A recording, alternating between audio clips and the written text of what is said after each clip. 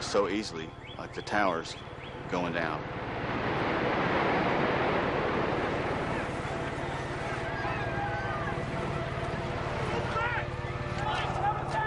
I look at these kids and I do think there's millions of people in this country, and I don't think they really grasp what really could happen.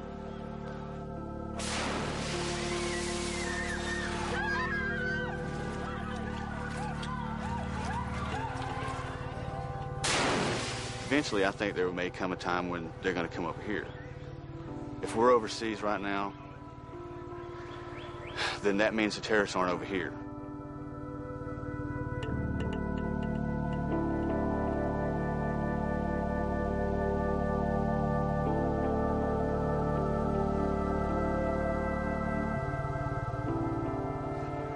If I had my dream, everyone would know what Special Forces can bring to win the war on terror. We face an unconventional threat in this country. It's going to take people with the maturity and the expertise to deal with it, not just violently, but through the whole spectrum of military operations. The premier answer to that threat is our unconventional warriors, and that is Special Forces. We're trying to protect the United States. That's our goal. Because the last thing I want to see is another 9/11 incident. If terrorists are given the ability to conduct further attacks within the United States, and heaven forbid they detonated a nuclear device on U.S. soil, what's our response to that? We have a very flexible, adaptive, motivated enemy that is capable of operating globally, small, decentralized ways, and we have to be able to do that as well. We complement the conventional army, bringing the ability to think flexibly, fluidly, in a dynamic environment that is the GWOT, the Global War on Terror.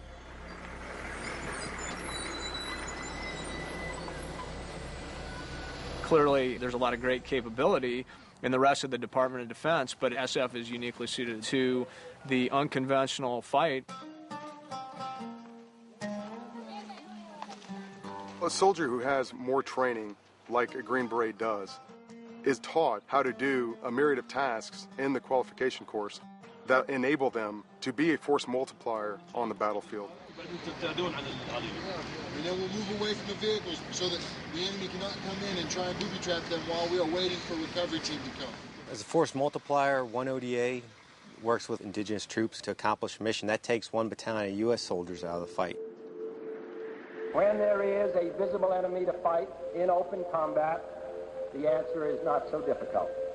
Many serve, all applaud, and the tide of patriotism runs high. Where's that coming from? But when there is a long, slow struggle, with no immediate visible foe, your choice will seem hard indeed. When they come out of the Special Warfare Training Center on Fort Bragg, they're able to go to a 12-man ODA Operation Detachment Alpha, and they're able to train indigenous forces and move them into combat. They go through a selection process designed to determine whether they can operate effectively, independently, and as part of a team, which is key. 197, 211. Behind me are some of the people who volunteered to come through Special Forces, the selection and assessment. And we look for their intelligence, their aptitude. We are looking for the best of the best, that certain type of soldier that we know can perform without supervision.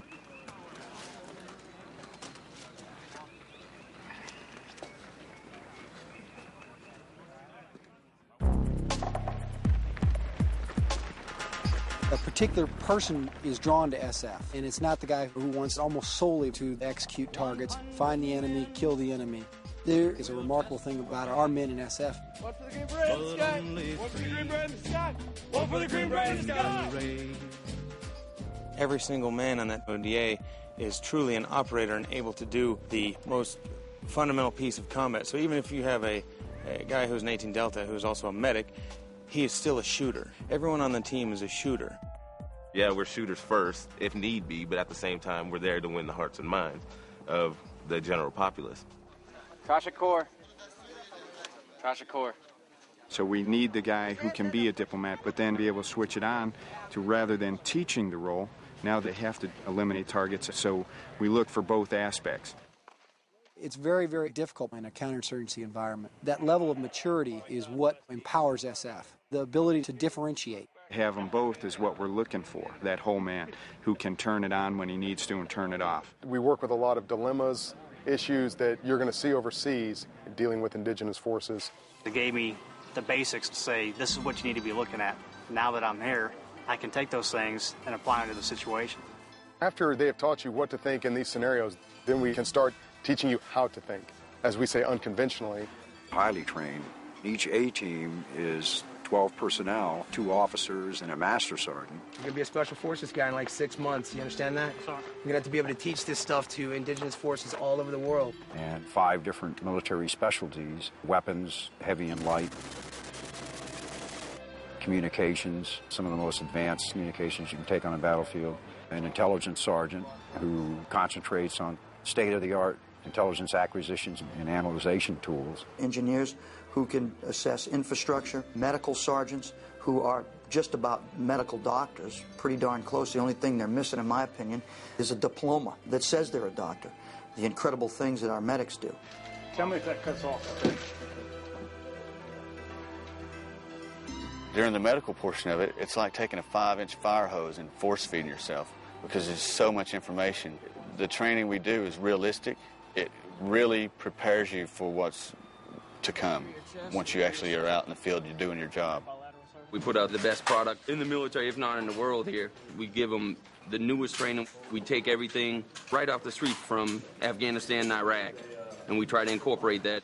It's camouflage. You know, this is exactly what the guys in Iraq are doing. It takes about 2 years for us to go through our training. So it's not like you can just say, okay, we're going to establish more special forces. It takes time. It's like investing. Our guys are trained from the beginning in the different aspects of unconventional warfare. Studying all the insurgencies throughout the world, whether it be South America, Eastern Europe, Africa, where all these insurgencies are going on. And the only people that have been doing that, and the only people that have focused on that, and the only ones that have schoolhouses designed to teach that is Special Forces. With a Special Forces soldier, you get that human dynamic of being culturally sensitive. You're not going to get that $1 million battle tank to be culturally sensitive and to speak a foreign language. فقدوا الجنود الثلاثة على الجنود يوم الأحد الماضي في العراق. This is a people business, and you have to understand people, language, customs, culture. That's what we get taught. معلومات مكافأة. They're very specialized, well-trained soldiers, have a familiarization with the language and the country in which they're operating. The regional expertise gives us the edge, differentiates us from some of the other special operations forces. So you're going to see a lot of awareness from years of experience of making these trips, all these deployments, and just staying in touch with the people that you meet downrange. He knows how to do it, he knows how to implement it, he knows what not to do. One of the aspects that contributes to our survival is our low visibility, our ability to move around and among the local population with the aid of indigenous forces who are sharing the same goals and objectives that we have. They have no problems rolling up their sleeves, working with the locals. They have dedication to the mission. They have the training, and they want to be challenged. They're innovative. They have a tremendous amount of inner drive, want to go ahead and accomplish the intent of the commander on the ground.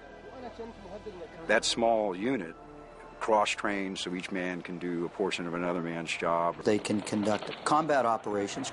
We gotta get in that house! As efficiently as they can conduct humanitarian assistance operations, and combine that having effects on the populace. And we're able to really do both of them, you know, based on numbers, the 5 active duty Special Forces groups and the 2 National Guard Special Forces groups are the most cost-effective. And if they're looking for economy of force, then